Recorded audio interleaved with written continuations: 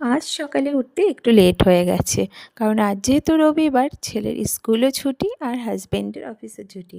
তো আজ সকালে বাইরে উঠে দেখি অনেকটাই রোদ উঠেছে। আর এখন সমস্ত কাজ কমপ্লিট করে চলে যাব রান্নাঘরের দিকে। সকালে ছেলের জন্য ভিজিয়ে রেখেছি দুধ কর্নফ্লেক্স, আর তোমাদের দাদাভাই তো ওটস খায়। আর আজ কী রান্না হবে বলো তো? আজ হবে এঁচোড়। তো এঁচোড় খেতে কে কে পছন্দ করো অবশ্যই কমেন্টসে জানিও।